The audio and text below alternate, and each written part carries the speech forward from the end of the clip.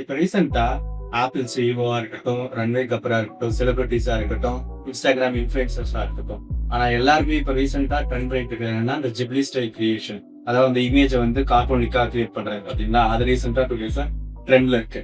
அதை எப்படி கிரியேட் பண்றாங்கன்னு உங்களுக்கு தெரியுங்களா? சாரி, எனக்கு தெரியாது. எப்படி கிரியேட் பண்றாங்கன்னு நம்ம இன்னைக்கு இந்த வீடியோல பார்ப்போம். 2 ஏஐ வெப்சைட் யூஸ் பண்றாங்க. ஒன்னு பாத்தீங்கன்னா ChatGPT, இன்னொன்னு வந்து எலான் மஸ்கோட எக்ஸ் தெரியும்ல, அவரு கிரியேட் பண்ண குரூக். ஓகேங்களா? அதாவது நம்ம ChatGPTல இமேஜ் நம்ம கொடுக்குறோம் அப்படின்னா அந்த ரியல் இமேஜ் சேமா அப்படியே கார்ட்டூனிக்கா நமக்கு கிடைக்கும்.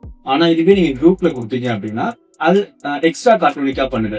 லைக் பாத்தீங்கன்னா பேக்ரவுண்ட்ஸ் சேஞ்ச் பண்ணுது அண்ட் நிறைய கார்ட்டூனிக் எக்ஸ்ட்ரா ஆட் பண்ணுது. அதுவும் இல்லாம ChatGPTல வந்து நம்ம கஸ்டமைசேஷன்ஸ் கிடையாது. பட் ஆனா குரூப்ல வந்து கஸ்டமைசேஷன்ஸ் இருக்கு. இது ரெண்டுலயுமே ஒரு பிளஸ் இருக்கு, ஒரு மைனஸ் இருக்கு. பிளஸ் என்னன்னு பாத்துக்கிட்டீங்க அப்படின்னா ChatGPTல வந்து நமக்கு ஃப்ரீ கிடையாது, பெய்டு வெர்ஷன். ஸோ ChatGPTல ஒரு 3 to 4 மட்டும் தான் நம்ம ஃப்ரீயா பண்ண முடியும்.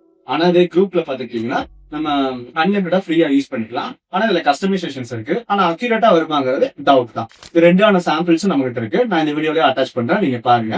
இந்த மாதிரி வீடியோஸ் பாக்குறதுக்கு நம்ம தமிழ் சேனல்ல சப்ஸ்கிரைப் பண்ணிக்கோங்க. டாடா.